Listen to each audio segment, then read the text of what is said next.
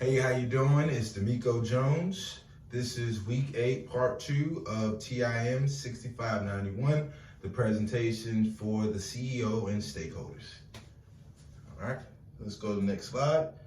So for our first slide, we're gonna have our executive summary. So in short, my executive summary is to have a tutoring company that is going to change the success rate of the Virginia SOL, the Standards of Learning. So currently right now in Richmond Public Schools, we are 2 to 3 years behind when it comes to passing the math SOL and the English SOL. So those are our two target markets. However, I am covering the math, i.e. the company that I have is the M8th Militant. As you can see, I'm wearing one of the tuxedos that the students will eventually wear in the actual school, and I have an actual t-shirt that students can wear to class, typically on Fridays to be comfortable. All right, moving to the next slide. So the next slide is going to be just like a table of contents. It's just talking about the purpose of data science, the strategic roadmap, the organization model, and just a strategy on how I came up with the idea of merging my tutoring company and data science all on the same platform. Okay. Next slide. So then we have another slide with the executive summary, and that's just talking about the business stage, the analytical stage, the capability stage, and the technological stage. So typically on the business stage, that's what I spoke about earlier of the actual tutoring company. That's where we're talking about the teachers, the parents, the tutors, the admin. And then on the data science side, we're gonna have the data science and a data engineer actually working cohesively with all the teachers, students, parents, administration, counselors, just like I mentioned before. But the data scientists and the principal are going to work hand in hand, because typically the principal is going to be the actual application of education, and the data science person is going to actually follow the data and then fix the trend and see where we're messing up in the school so that students are able to pass the SOL.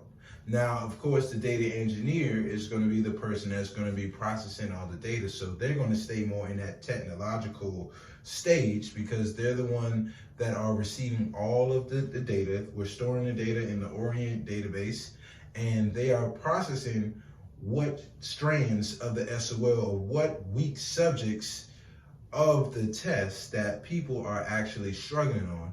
And then that's going to give more time to free up for the teachers to do what they need to do. But we'll touch more into that later on in this slide. Next slide. Timeline. So I projected that for this timeline, it's going to take about 3 to 5 years for everything just to mesh well and for us to see a good amount of results. Of course, it takes time. And on to the next slide. Growth opportunity weighted score. So just like I said, it's going to take about 3 to 5 years for all the potential partners or people to actually collaborate and work cohesively. Because you have to think about it. You have students that, these are the non-factors that just don't show up on paper that we actually show in the application. You have students transferring in and out. You have teachers transferring in and out. They're retiring. New positions are happening. New bills or laws are being passed in education, or the superintendent making executive decisions. So that is things that we actually have to account for outside of the tutoring company and the data science team that's working together to complete the goal in 3 to 5 years. So the growth opportunity weighted score is projected to give us a 30 to 50% score increase with the data science team working with the tutoring company. All right, next slide.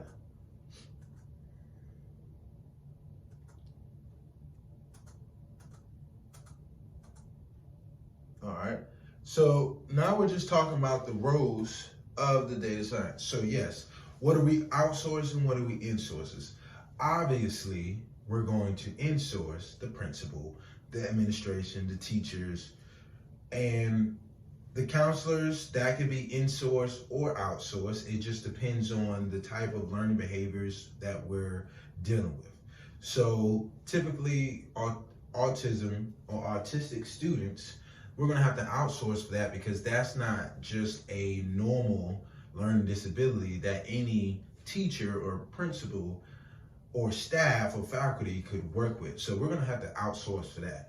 Data science, we're going to have to outsource for that, because that is not something that we typically have in the building. The data engineer, we're going to have to outsource for that, because that's something that we typically just don't have in the building. But that is what's making this process so unique. All right, next slide. So, potential partnership team. So, just like I said before, the potential partnership is going to come from the data scientist, the data engineer. But one thing that we actually have to notice is the partnership of fitting them in the budget while also still appealing to our whole school's budget. So that's going to be something that is going to have to really be washed out and taken considerately, because if you get an experienced data scientist, we're looking at someone that could be requesting at least 6 figures, okay? And another potential partnership is going to be the mental health. We're going to need someone that is qualified already. We don't need someone that's still working on receiving their hours to become a qualified mental health specialist. We need someone not only that is qualified, but just have some experience. So that budget could also fluctuate also. Next slide. The engagement model. So the engagement model. So we're going to have our parents and their students, and they're going to engage with the teachers and the assistant principals. And then they're going to engage with the data engineer and the data scientist. The data engineer, because you need to get your process data during your planning periods. And then the data scientist, because that's the person that's just going to oversee the whole process of implementing the whole plan. So you're going to be working hand to hand with a lot of people in this partnership, potential partnership, but we have to make sure that we engage and we implement flowly. Probably not the most professional word to say, but we want it to just flow smoothly, okay? All right, next slide. So, okay, so the governance risk model. So we have about 4 categories in there, and that's going to be your credit risk, your market risk, your liquid risk, and your related offerings. The biggest thing that I thought was so important is going to be the liquid risk. That is where money going to fund the whole program. So we're working on grants, we're looking at donations, and we're looking at turning our for-profit into a nonprofit. So those are 3 options that we have currently right now. But with the for-profit, we're also able to still go out there and get business credit. So that is a 12-month process within itself. So the risk, like I said, is going to take 3 to 5 years, but we are using all multifacets to get what we need to get to fund this whole program. And the next slide. Collaboration approach. The most important collaboration approach is going to be the parents. That's the one thing that Richmond Public Schools struggles with, and that's going to be the collaboration approach. So we're going to have to use the data scientists to find more interactive ways to reach out and get the parent involved. Once the parent is involved, then that seals the whole deal, because you have your faculty, you have your principals, and you have your data science on the team, but most importantly, you need that parent to seal the deal, that way that the student is affected in the whole circle, and they can do nothing but rise to the occasion. All right, next slide.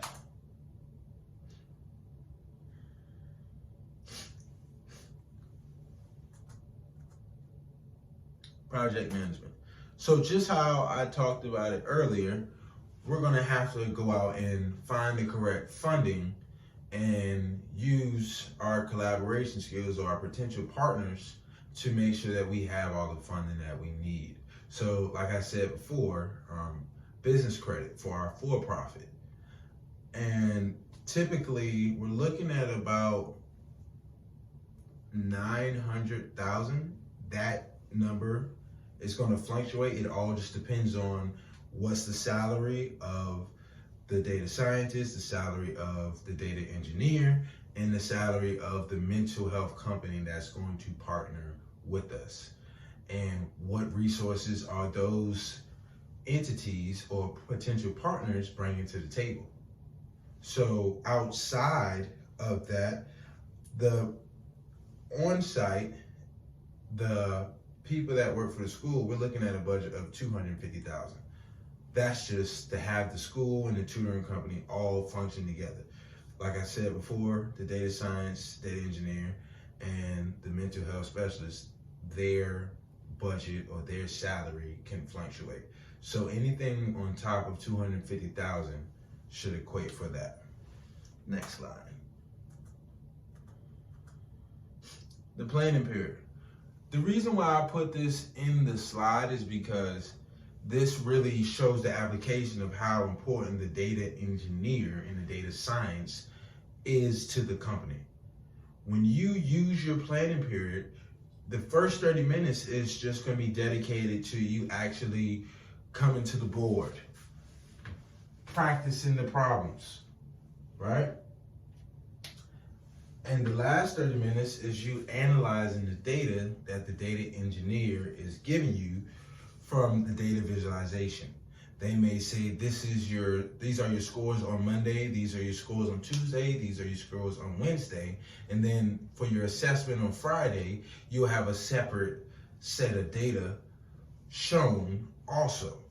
So we're gonna have to use our planning periods wisely to use the data engineer to the maximum capability, because as you can see, our budget is $250,000. Without them, we still need them to implement this plan. So whatever that their salary that they're asking for, we need to pay them because they play an important role, primarily directly with the teachers, because they're making the teacher's job easier. And the data science is taking all of that data and those findings from the data engineer and then sitting down on a weekly basis, at least twice a week, to present the data to the principal and show them the data that's being tracked quarterly. All right, next slide. Oh, well, and that is it. And my name is D'Amico Jones, and I appreciate the opportunity and the time to present to the CEOs and the stakeholders. M8th Militant out. You have a great day.